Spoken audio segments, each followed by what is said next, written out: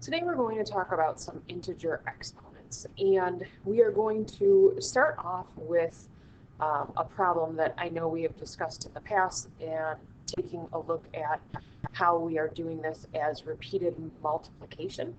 And that's also going to help us answer that y is 3 to the 0, a value of 1. So if we look at this pattern that we have, and it's showing us powers of 3, and repeatedly multiplying by 3. So we have a couple filled in. We know that 3 to the first power is 3. And if we use this as a multiplying by 3, this should make sense. So 3 times 3 would give us 9. That's another way of saying 3 squared. So if I keep using that idea, so 3 times 3 is 9, or I could write it as 3 squared. Now I'm going to take 9 times 3, and that would give me 27. Which I could write as 3 cubed. So if we use this idea now, but going backwards, we have to think if I'm going backwards, instead of doing repeated multiplication, this would now turn into division. So starting with this 3, I have to think to myself 3 divided by 3 to work backwards, and 3 divided by 3 would give me 1. So I can explain that answer of y is 3 to the 0, 1. Well, if I'm thinking of this as repeated multiplication, so 1 times 3 would give me 3. That would give me my 3 to the first power. Okay, keeping this process going and going backwards. So now I have 1, again, divided by 3. So that would give me my answer of 1/3, which could be notated as 3 to the negative 1 power. Another way I could look at this is it's like saying 1/3 to the first power. These are the same things. This will make more sense in a second. So now if I take 1/3, again, and I'm thinking to myself, I need to divide that 1/3 by 3. So now we may have to do a little division off on the side here. So if I have 1/3 and I divide that by 3, that's really like 3 over 1. And rules of fractions would say copy, change, flip. So copy the first, change to multiply, flip the second fraction. Notice what we're getting here. So we're getting a value of 1/3 times 1/3. In other words, 1/3 squared. In other words, 1/9. So if we go back to that pattern, I could fill in this pattern and tell you 3 to the negative 2 is really like saying 1/3 squared, which is our value of 1/9. And we can start to see this connection here. This 3 to the negative 2 looks like 3 to the positive 2. It's just written as a fraction. Okay, same thing here. 3 to the negative 1 is really the same thing as 3 to the first. But again, we can see this pattern written as a fraction. So if I keep that in mind, I should expect 3 to the negative 3rd really being the same thing as 1/3 to the positive 3rd, which would give me the answer of 1/27. So this kind of gives us a few properties, nice properties we want to keep in mind here. When we are looking at our basic integer value raised to any positive number, we know that it's going to be that number that many times. So b to the n is like saying I'm multiplying the b value n times. B to the 0, we just discovered why b to the 0 is equal to 1. B to the negative number. So if I have a negative number, remember what we said, it's really like doing the same thing, but putting it in the bottom of a denominator and putting a 1 on top. And now my exponent would become positive over here. So b to the negative n is really the same thing as saying 1/b to the n. So with it in mind, we'll try a couple of these examples and see what we can do. So we have our function, and that is 20 times 2 to the x. And we're going to evaluate it without a calculator. Yes, you have a calculator. I know you can use it. I would highly recommend you using it. But just for some practice here, we're going to try this without a calculator. So f of 2, if we plug this in, we'd have 20 times 2 squared. So simplifying this, I would have 20 times 4, and 20 times 4 would give me 80. Okay, we'll try our next one, f of 0. So we're going to plug in a 0 for x, and we now know 0, anything raised to the 0 power is always 1. So 20 times 1 gets us 20. Now we have our negative exponent.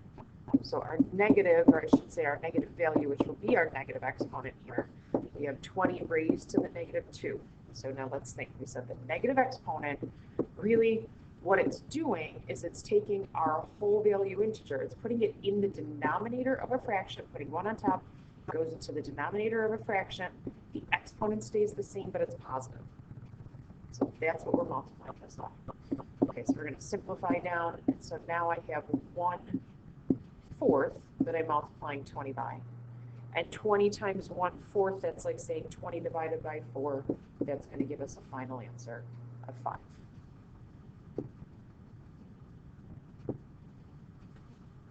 Okay, so taking a look more at these products and expanding them, we're going to write this first as a single exponential expression. We're going to take a second here for this letter A, and we're going to expand this out just so maybe we can see what's going on. If I have 2 cubed, that's really like saying 2 times 2 times 2. And then I have 2 to the 4th, so that's really saying 2 times 2 times 2 times 2, right? We got 4 times there. So if I'm looking at this, I notice I have a total of 7 2's. So I could rewrite this as saying this is 2 to the 7th power. And we've done this with variables. We said when multiplying variables, I would add our exponents. Same thing here. 2 isn't a variable, but it is the same base. So as long as they have the same base number, same idea, I'd add exponents. Okay, so over here, without rewriting it, if I keep that in mind, since they both have bases of 2, I take my exponents, I can add them, and I would get 2 to the 8th. Okay. So now this is weird, we have variables. Do the same process. The bases are the same, so we should be able to add our exponents. And what that does is it's kind of giving us our formula. All right, that's telling us, if I were to think about this, just like we did back here with B and like we did with A, when you're multiplying common bases, you can always add their exponents. So we're going to try a couple of things down here, but now this time with some negative exponents, just because we want to make sure it doesn't work with our negative exponents. So if we use that exponent law that we just did up above, we want to write this as a single exponential expression. So knowing what we would have, same bases, that means I would have 3 plus a negative 1. And if we were to simplify this, that would give us 2 squared. And that would simplify down to 4.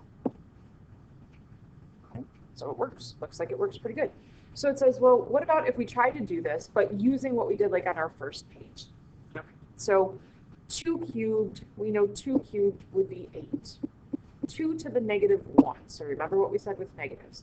I put a 1 in the numerator, I put the base in the bottom, and the exponent stays the same, just positive. So that looks like I'm going to take 8 times 1/2, or half of 8, and that's also going to give me 4. So that checks out.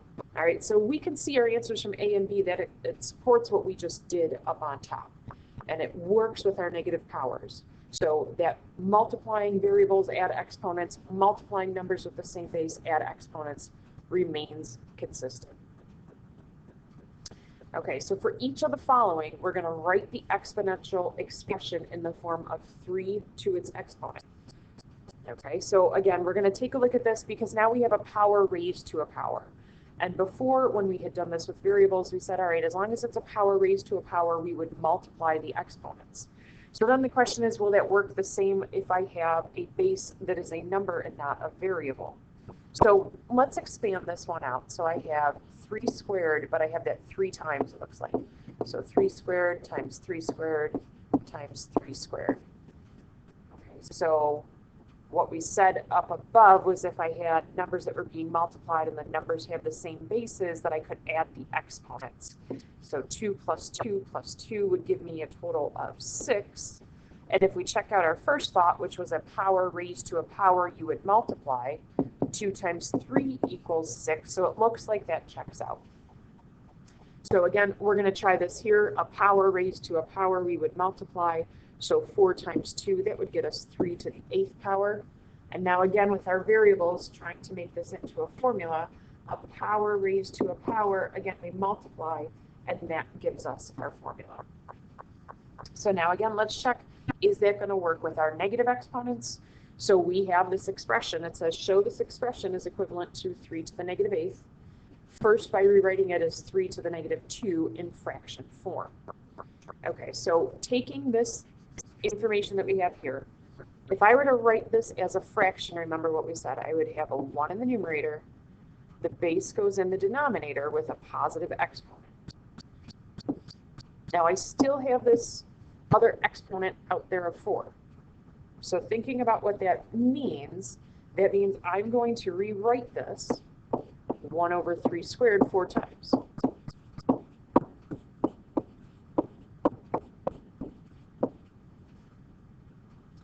So now we're going to use our properties that we've kind of used in this whole lesson. If I am multiplying numbers with the same base, the rule is we could add exponents. So I have the same base. I should be able to add my exponents. 2 plus 2 is 4, plus 2 is 6, plus 2 is 8. So I have 1 over 3 to the 8. But if we use what we learned up above, I should also know that this would be the same thing as saying 1 over 3 to the 8. So yes, those are going to be equivalent expressions. So we're going to do a little bit more practice with this in class. Again, come to class with any questions, and I hope you guys have a great day.